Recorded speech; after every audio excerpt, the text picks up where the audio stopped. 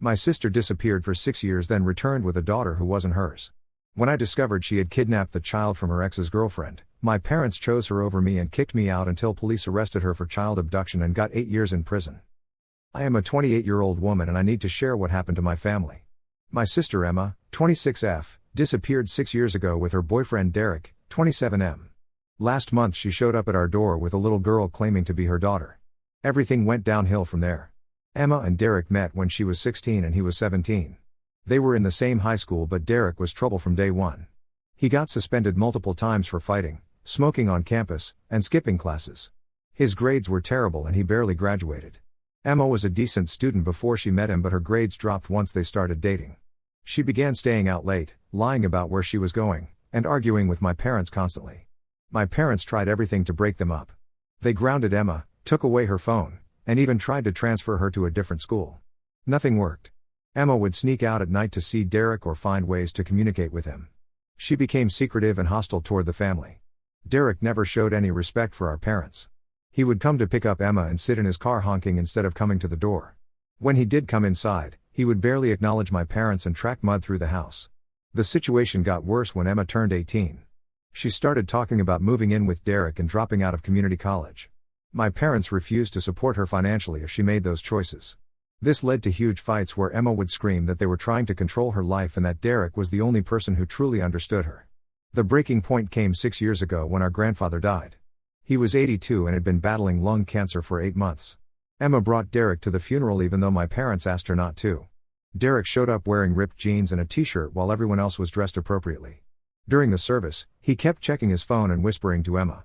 After the ceremony, several family members told my parents they could smell alcohol on Derek's breath. My parents had reached their limit. They told Emma she had to choose between Derek and the family. They said they would not continue to watch her destroy her life and they would not support her lifestyle anymore. Emma packed her bags that same night and left with Derek. She took her car, which my parents had helped her buy, and withdrew the money from her college fund. The first few months after Emma left were difficult for our family. My mother would cry at night and my father would drive around the neighborhood hoping to spot Emma's car. My mother kept calling Emma's phone but the number was disconnected after 2 weeks. They tried reaching Derek's family but his parents said they had no contact with him either. I was 22 when Emma left and had just finished my bachelor's degree. I had planned to take a year off before starting graduate school, but I could see how much my parents were struggling. My father owned a small construction company and my mother worked part-time at a dentist's office. They were not wealthy but they had always provided for us. After Emma left, they seemed lost and distracted. My father started making mistakes at work and my mother would forget to pay bills. I decided to postpone graduate school and got a job at a local insurance company. I moved back home to help with expenses and to be there for my parents. The first year was rough. My mother would set 4 places at the dinner table out of habit and then realize her mistake. My father would buy Emma's favorite snacks at the grocery store and then leave them untouched in the pantry. Over the years, we slowly adjusted to life without Emma. I got promoted twice at the insurance company and was making good money. My parents seemed to heal from the initial trauma of Emma's leaving. We developed new routines and traditions. My mother started volunteering at the local animal shelter and my father joined a bowling league. We rarely talked about Emma anymore. 2 years ago, my parents decided to sell the house and move to a smaller place. They said the old house held too many memories and they wanted a fresh start. I helped them pack and we found boxes of Emma's belongings in the attic. My mother wanted to keep everything but my father said we needed to let go. We donated most of Emma's clothes and books but kept some photos and a few sentimental items. I moved into my own apartment after my parents downsized. I had been living with them for 4 years and thought it was time to be independent. I still visited them twice a week for dinner and helped with any repairs or maintenance they needed. My relationship with my parents became stronger during this time. We were closer than we had ever been when Emma was living at home. Last month everything changed. I was at my apartment on a Saturday morning when my mother called me. She was crying and could barely speak. She said Emma was at their house with a little girl and that I needed to come over immediately. I drove there as fast as I could. When I arrived, I found Emma sitting on my parents' couch holding a toddler who looked about 3 years old. Emma looked terrible. She had lost at least 30 pounds and her hair was stringy and unwashed. Her clothes were wrinkled and too big for her thin frame. The little girl was clean but wearing clothes that were clearly too small. Emma introduced the child as her daughter Lily. My parents were bustling around trying to make Emma and Lily comfortable. My mother was already preparing food and my father was setting up the guest room. Emma told us she had been living with Derek in various apartments and cheap motels over the past 6 years. She said Derek had trouble keeping jobs because he had no education or skills. They moved frequently and struggled to pay rent. Emma claimed that Lily was born 3 years ago and that Derek was the father. She said Derek had become increasingly violent and unpredictable after Lily was born. According to Emma, Derek would disappear for days at a time and come home drunk or high. She said he had started hitting her and threatening to hurt Lily. Emma told us that Derek had recently brought another woman to their apartment and told Emma she needed to leave. She said she had nowhere else to go and had been sleeping in her car with Lily for a week before deciding to come home. She apologized for staying away so long and said she had been too proud to ask for help. My parents immediately welcomed Emma and Lily into their home. They said Emma could stay as long as she needed and that they would help her get back on her feet. My mother was overjoyed to have Emma back and kept hugging her and telling her how much they had missed her. My father went to the store to buy groceries and supplies for Lily.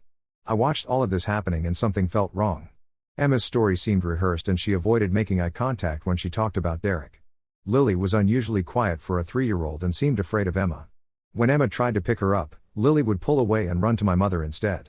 Over the next few days, I noticed more strange things. Emma would leave Lily with my parents and disappear for hours without explanation. She claimed she was looking for a job but never came back with any applications or business cards. Emma also seemed to know nothing about taking care of a toddler. She would give Lily inappropriate foods and seemed annoyed when Lily cried or needed attention. I tried to talk to my parents about my concerns but they dismissed them. My mother said Emma was adjusting to being back home and that it was natural for her to need some space.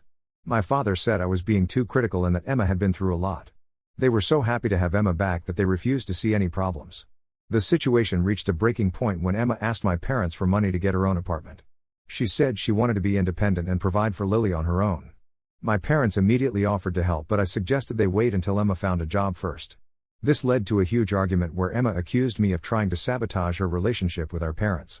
Emma told my parents that I was jealous of her return and that I had gotten too comfortable being the only daughter.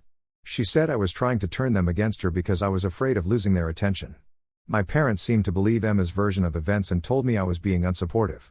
That night, I decided to do some investigating on my own. I used social media to try to find information about Derek and Emma's life over the past 6 years. What I discovered was disturbing. Derek had been arrested multiple times for drug possession and theft. There were also court records showing that Derek had been in a relationship with another woman named Sarah for the past 4 years. Sarah had filed for a restraining order against Derek 6 months ago. The most shocking discovery was that Sarah had reported her 3-year-old daughter missing 2 weeks ago. The police report described a little girl who matched Lily's description exactly. I found Sarah's social media profile and saw photos of her with the same little girl that Emma claimed was her daughter. I realized that Emma had not returned home with her own child. She had somehow taken Derek's daughter from his other girlfriend. I printed out all the evidence I had found and brought it to my parents the next morning. They refused to look at the documents and accused me of making up lies to hurt Emma. My parents said I was being cruel and that they were disappointed in me. They told me that Emma needed their support and that I should be helping instead of trying to cause problems. When I insisted that we needed to contact the police, my father told me to leave their house and not come back until I was ready to be a supportive sister. I left that day and have not spoken to my parents since. I have been staying with a friend and trying to figure out what to do next. Part of me wants to call the police myself, but I am afraid of what will happen to my parents if they get involved in a kidnapping case. I am also worried that Emma might run away again and take Lily with her. I keep thinking about that little girl who is probably scared and missing her real mother. I also think about my parents who are so desperate to have Emma back that they are willing to ignore obvious signs that something is wrong. I do not know how to handle this situation or whether I should get involved further. Has anyone been in a similar situation? What would you do if you were in my position? Update 1: I posted here 3 weeks ago about my sister Emma returning after 6 years with a toddler she claimed was her daughter. Many of you told me to call the police immediately and I wish I had listened to that advice sooner. The day after I made my original post, I decided I could not live with myself if something happened to that little girl. I printed out all the evidence I had found about Derek's other girlfriend Sarah and her missing daughter. I also wrote down everything I could remember about Emma's behavior and the inconsistencies in her story. I called the police department in our city and explained the situation. The officer I spoke with took my information and said they would investigate. He told me that there had been an Amber Alert issued for a missing 3-year-old girl from a neighboring county and that my tip could be related to that case. 2 days later, the police went to my parents' house.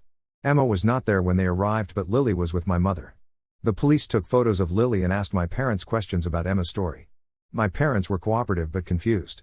They kept insisting that Emma was Lily's mother and that there must be some mistake. The police confirmed that Lily was indeed the missing child from the Amber Alert. Her real name was not Lily but Madison, and she was Sarah's daughter. Sarah had been frantically searching for Madison for 3 weeks. The police told my parents that Emma would be arrested for kidnapping when they found her. My parents were devastated. My mother started crying and my father kept asking how this could have happened. The police explained that Emma had likely taken Madison from Sarah's apartment while Sarah was at work. Derek had been giving Emma information about Sarah's schedule and living situation. Emma had convinced Madison that they were going on a fun trip and that she would see her mommy soon. Madison was returned to Sarah that same day. The police said Madison was physically unharmed but would need counseling to deal with the trauma of being separated from her mother. Sarah was grateful that Madison was safe but was understandably upset about what had happened. The police issued a warrant for Emma's arrest but she had disappeared. They found out that Emma had been staying in a motel across town and had left the morning before the police visit. She had taken the car my parents had let her borrow and had not been seen since. My parents called me that evening to tell me what had happened. My mother was crying so hard she could barely speak. My father kept apologizing for not believing me and for telling me to leave their house. He said he was ashamed of how they had treated me and that they should have listened to my concerns. I went to see my parents the next day. They looked like they had aged 10 years in the past week. My mother had not slept since finding out the truth about Emma and Madison. My father was blaming himself for welcoming Emma back without asking more questions. The police investigation revealed more disturbing information about Emma's activities over the past 6 years. She had been arrested twice for shoplifting and once for writing bad checks. She had also been evicted from 3 different apartments for not paying rent. Derek had been in and out of jail multiple times and had been charged with domestic violence against 2 different women. Emma and Derek had been using drugs regularly and had been involved in several schemes to make quick money. They had sold stolen merchandise and had been caught trying to use fake identification to open bank accounts. Emma had been pregnant twice but had miscarriages both times, likely due to drug use. The police also discovered that Emma had been planning to take Madison for several weeks. She had been watching Sarah's apartment and had learned Madison's routine. Emma had told Derek that she was going to take Madison and use her to manipulate our parents into giving her money. She thought having a child would make our parents more sympathetic and generous. My parents were horrified to learn that Emma had been using Madison as part of a plan to scam them. They realized that Emma had no intention of being a good mother or changing her lifestyle. She had simply seen an opportunity to exploit their love and guilt. The case made local news because of the kidnapping charges and the fact that Emma was still missing. Reporters came to my parents' house asking for interviews but my parents refused to speak to them. They were embarrassed and ashamed that their daughter was wanted for kidnapping. My parents' neighbors and friends were supportive but my parents still felt like everyone was judging them. My mother stopped going to her volunteer job at the animal shelter and my father quit his bowling league. They became isolated and spent most of their time at home. Emma was finally arrested 2 weeks after Madison was returned to Sarah. She was found in a motel room 2 states away with Derek and another woman. Emma had been using fake identification and had been working at a truck stop diner. She was brought back to face kidnapping charges. My parents hired a lawyer to represent Emma but the evidence against her was overwhelming. Madison had identified Emma as the woman who took her and had told police details about their time together. Emma had also been caught on security cameras at Sarah's apartment building on the day Madison disappeared. The prosecutor offered Emma a plea deal that would give her 5 years in prison if she pled guilty to kidnapping. Emma's lawyer advised her to take the deal because she could face much longer if the case went to trial. Emma refused the plea deal and insisted she was innocent. My parents visited Emma in jail several times but she continued to lie about what had happened. She told them that Madison was actually her daughter and that Sarah was the one who had kidnapped her. Emma claimed that she was being framed and that the police had made mistakes in their investigation. Emma's trial was scheduled for 6 months later. My parents were subpoenaed to testify about Emma's time at their house and about Madison's behavior. They were dreading having to testify against Emma but knew they had no choice. The stress of the situation was taking a toll on my parents' health. My mother lost 15 pounds and my father started having chest pains. Their doctor prescribed medication for anxiety and depression but they were still struggling to cope. I tried to be supportive but it was difficult. My parents would alternate between being angry at Emma and making excuses for her behavior. They would say that Emma was sick and needed help, but then they would also say that she deserved to be punished for what she did to Madison. Our relationship was strained because my parents still felt guilty about not believing me initially. They would apologize constantly and ask me to forgive them. I told them that I understood why they had wanted to believe Emma but that their reaction had hurt me deeply. The whole situation had torn our family apart in ways I never expected. We were dealing with the shame of having a family member charged with kidnapping, the guilt of not protecting Madison sooner, and the grief of losing Emma all over again. Update 2: Emma's trial ended last week and she was found guilty of kidnapping and child endangerment. She was sentenced to 8 years in prison with the possibility of parole after 5 years. The judge said that Emma had shown no remorse for her actions and had put Madison through unnecessary trauma. The trial lasted 3 days and was difficult for everyone involved. Madison's mother Sarah testified about the impact of having her daughter taken from her. She described the panic and fear she experienced during the 3 weeks Madison was missing. Sarah said she had trouble sleeping and had to take time off work because she was so distressed. Madison did not have to testify in person, but the judge watched a video interview that child psychologists had conducted with her. Madison had described being taken by the woman she called Aunt Emma and being told that her mommy was sick. Emma had convinced Madison that they were going to see her mommy in the hospital but that it would take a long time to get there. My parents testified about Emma's return and about Madison's behavior while she was staying with them. My mother broke down on the witness stand when she described realizing that Madison was not Emma's daughter. My father testified that Emma had seemed different from the daughter they remembered and that her story about her life with Derek had not made sense. Emma took the stand in her own defense and continued to claim that Madison was her daughter. She insisted that she had been in a relationship with Derek for 8 years and that Madison was born during that time. Emma claimed that Sarah was Derek's other girlfriend who was trying to steal Madison from her. The prosecutor presented evidence that Emma had never been pregnant and had no medical records related to childbirth. They also showed phone records proving that Emma had been in contact with Derek about Sarah's schedule and daily routine. Text messages between Emma and Derek showed them planning to take Madison when Sarah would be at work. Emma's lawyer tried to argue that Emma was mentally ill and did not understand the consequences of her actions. They brought in a psychiatrist who said Emma showed signs of personality disorders and substance abuse problems. The psychiatrist testified that Emma might have convinced herself that Madison was her daughter because she desperately wanted to have a family. The jury deliberated for only 2 hours before finding Emma guilty on all charges.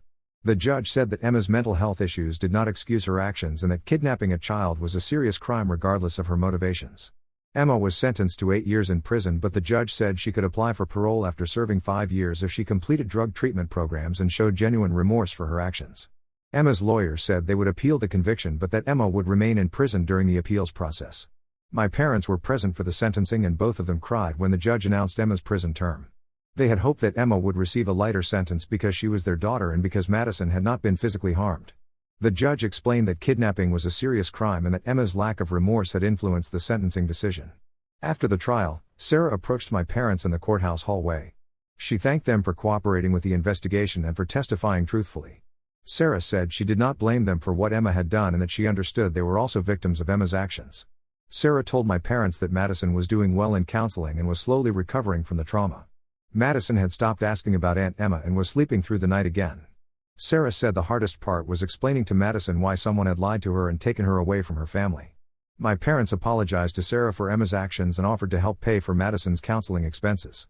Sarah declined their offer but said she appreciated their kindness. She told them that the most important thing was that Madison was safe and that Emma would not be able to hurt any other children. The local news covered Emma's sentencing and mentioned that she was from our town.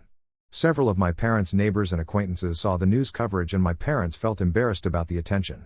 They decided to sell their house and move to a different town where nobody knew about Emma's crimes. My parents have been struggling with their emotions since Emma's sentencing. They are relieved that Emma will not be able to hurt anyone else, but they are also grieving the loss of their daughter. They talk about Emma as if she died rather than as if she was sent to prison. My relationship with my parents has improved somewhat since the trial ended. They have stopped apologizing constantly for not believing me initially, but they still feel guilty about their reaction. We have been spending more time together and they have been more open about their feelings regarding Emma. My parents decided not to visit Emma in prison for the first year of her sentence. They said they need time to process what happened and to figure out how they want to handle their relationship with Emma going forward. Emma has written them several letters from prison, but they have not responded to any of them. The stress of the trial and the media attention has affected my parents' health. My mother developed an ulcer and my father had to start taking blood pressure medication. Their doctor recommended that they consider counseling, but my parents said they prefer to handle things privately. I have been trying to support my parents while also dealing with my own feelings about Emma's actions. It has been difficult to accept that my sister was capable of kidnapping a child and lying about it for weeks. I keep thinking about how scared Madison must have been and how much Sarah suffered during those 3 weeks. The whole experience has changed how I view family relationships and loyalty. I learned that sometimes protecting innocent people is more important than protecting family members who are doing wrong. I am glad that I called the police when I did, because waiting longer could have resulted in Madison being hurt or taken even further away from her mother. My parents are planning to move to a smaller town about an hour away from here. They want to start over somewhere that Emma's crimes will not follow them. I am planning to move closer to their new location so I can continue to help them as they adjust to this new reality. Emma will be eligible for parole in 5 years, but there is no guarantee that she will be released then. She will have to show that she has been rehabilitated and that she is no longer a danger to society. Given her behavior during the trial, I doubt that Emma will be released at her first parole hearing. This whole situation has been a nightmare for our family, but I am grateful that Madison was returned safely to her mother. I hope that Emma will use her time in prison to get the help she needs and to understand the harm she caused.